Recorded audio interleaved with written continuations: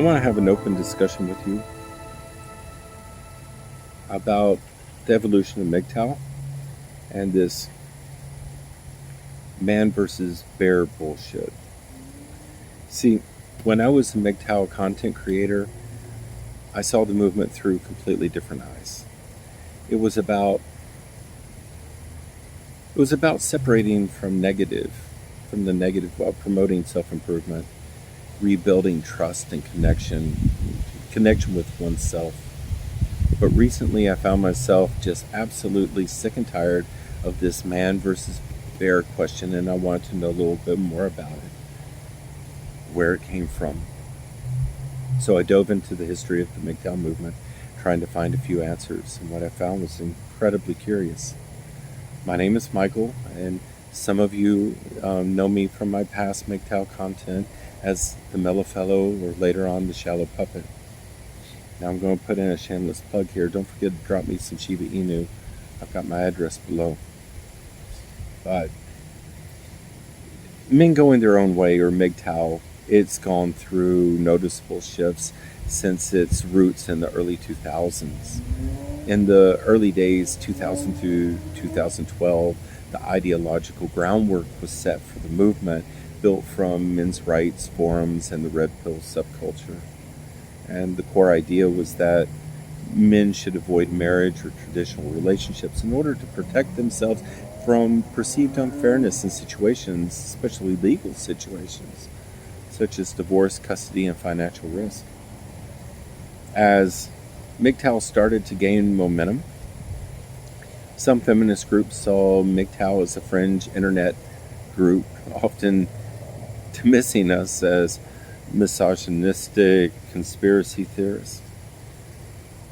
And some feminist blogs even criticized us as bitter individuals who couldn't get laid or couldn't find women. A little bit later on, between 2013 and 2016, I would say, the movement entered its growth phase, and there was this online expansion, like this huge YouTube boom. Content creators began sharing online stories, personal stories about divorce, betrayal, and rejection, while sharing ideas about self-preservation. Suggestions included narratives about avoiding marriage and maintaining financial independence and leveling up independently. And in response, feminist groups organized a harsh critique. We saw articles in Jezebel and The Guardian and other feminist blogs that began to highlight MGTOW as part of toxic masculinity. MGTOW individuals were lumped in with incels and MRAs and alt-right movements. Now, when I entered MGTOW as a creator, the movement was gaining its mainstream recognition. This was between 2015 and 2020, 2016 and 2020. And there was this cultural spotlight and explosion of MGTOW content by channels such as Sandman and TFM and independent voices like my own, the Shallow Puppet. Channels like mine, we created satire and provided an honest critique of feminism. And many MGTOW creators flipped the feminist narratives. Like, for instance, what I was doing, I took their words, and I performed pronoun switching to see if men could say about women what women say about men. And the response, oh my God, it was so harsh, as certain groups began to see MGTOW as a threat rather than a curiosity. Some blogs labeled the movement as breeding grounds for misogyny and radicalization, and some feminist groups even argued that MGTOW proved that men couldn't handle women's empowerment. And this so was not the case. Starting in 2020, there has been a fragmentation and radicalization within the men's right movement. Some MGTOW content creators stay focused on self-improvement and stoicism and male independence, while others drifted into anger-heavy spaces, joining space with incel or anti-feminist tradcon type groups. Then we had the introduction of this damn TikTok short form culture really began to gain popularity, and clips began to spread MGTOW talking points to younger and younger and younger audiences. So, in response, TikTok feminists had to get involved, and they began mocking MGTOW and red pill men. They kind of mocked us as lonely, bitter, and basement dwellers. At the same time, some of these groups began creating femcel or feminist MGTOW content counter narratives. And this is what brought about the man versus bear statement on TikTok. See, this, as you know, the viral debate asked something like, would a woman rather be alone in the woods with a random man, or with a bear? Stupid question. But this question's origin, it appeared sometime around 2022 and 2023 on TikTok, spreading incredibly fast, going viral. It went absolutely viral in feminist and women's safety discussions. Many women answered the bear, saying that they fear random men than a wild animal due to the threat of assault and violence. Apparently, they didn't look at the statistics. It's not about statistics, is it? The MGTOW and Red Pill creators saw this as proof of misandry, that modern women see men as predators by default. Feminist groups argue that the question highlights the real issues of gender-based violence and why women feel safe or unsafe, around unknown men. At the same time, men argue that this shows feminist indoctrination, that women would rather risk death than trust a man. The bear narrative has been connected to rising hostility between the two subcultures.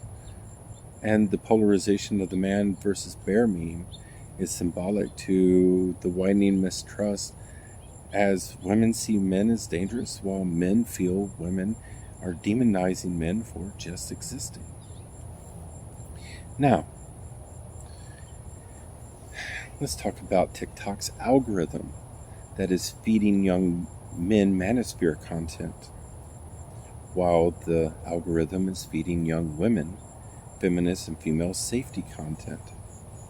What we're seeing is TikTok's algorithm is creating hostility, magnifying hostility by the content that they provide to each subculture. It's also highlighting a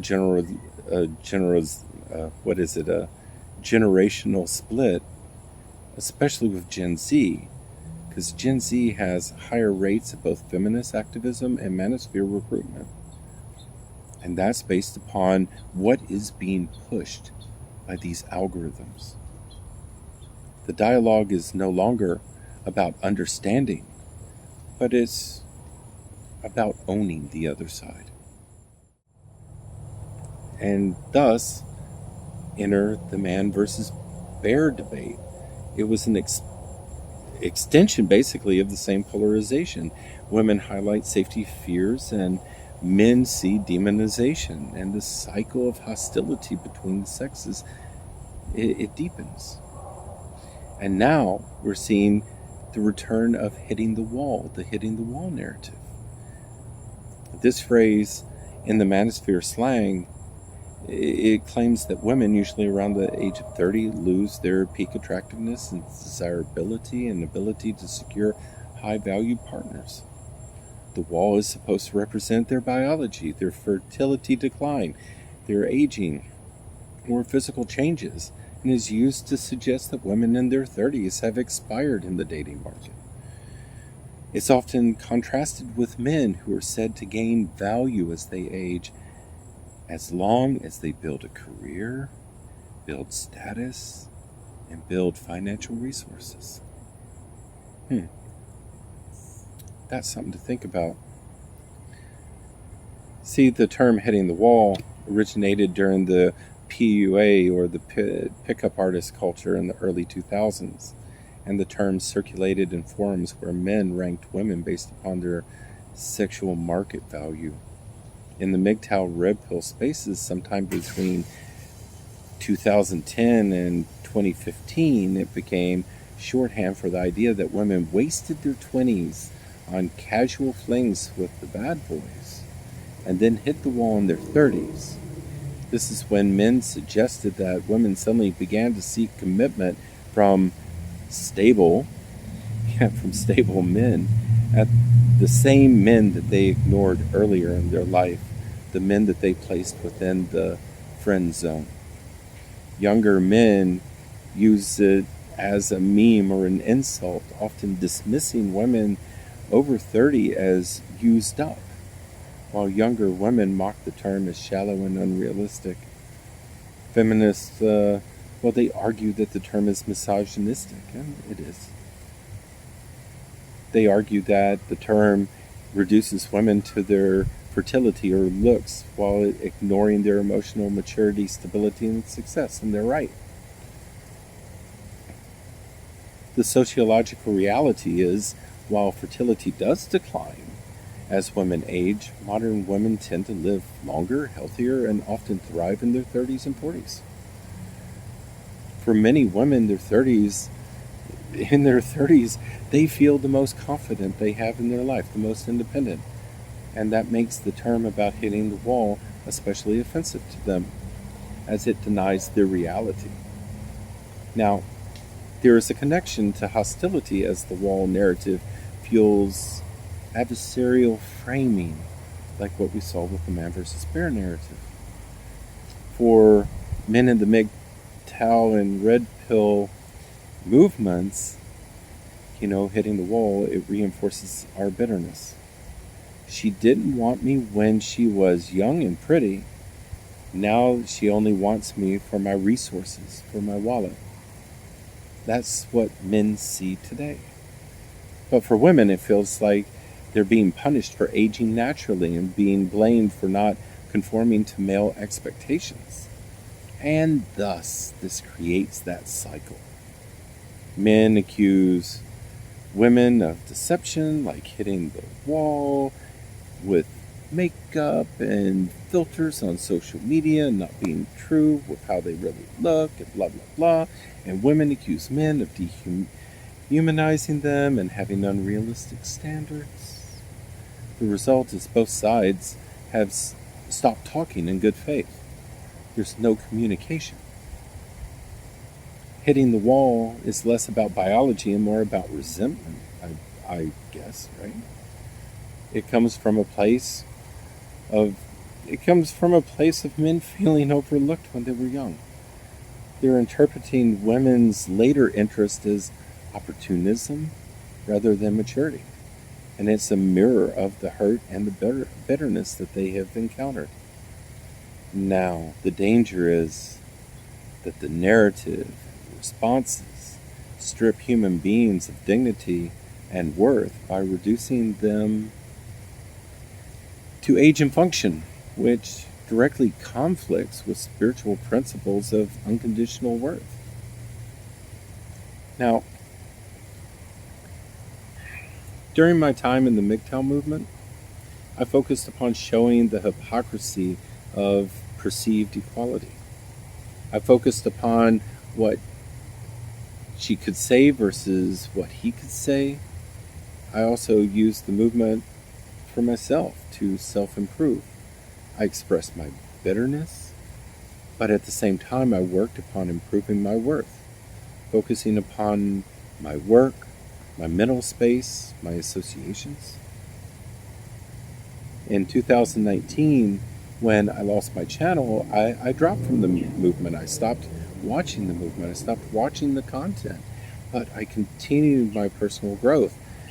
I didn't pay attention to the development of the MGTOW community. I didn't pay attention to the development within the feminist community. However, this past year, I started to see more and more hostility online as new algorithms started to push opposing narratives, fueling division and distrust. And when certain posts go viral, we see an influx of other creators mimicking the content. For what? for views. I'm finding this very interesting because I've been working upon my series Unveiling the Lies on my other channel, The Open Road Ministry.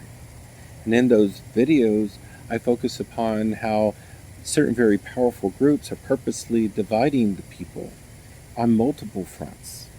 They're using advances in tech to build mechanisms for control and submission, right?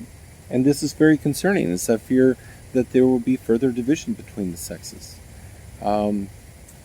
We see these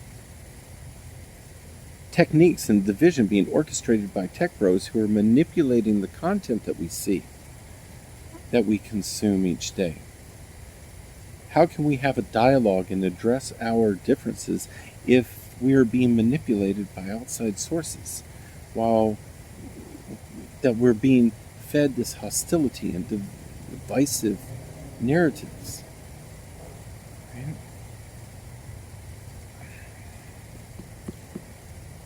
I'm very concerned about the deception, about what we see, about the narratives that are being produced by certain individuals that are causing an incredible splinter, an incredible division, they're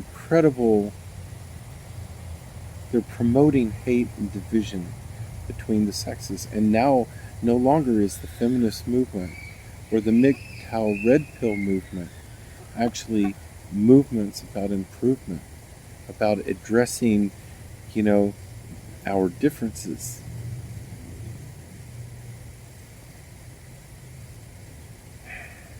It's about control and suppression. But anyway, thank you for joining me on this short discussion today. My name is Reverend Michael, and I hope my exploration and the changes of MGTOW provides you answers, direction, and can help us calm some of this hostility that's been generated. I also hope that, that I have gained your support and that you will subscribe to my channel. And I would also ask you to check the Open Road Ministry. I've got a link down below. And until we meet again, cheers, my friends, and may today you walk in peace and in clarity.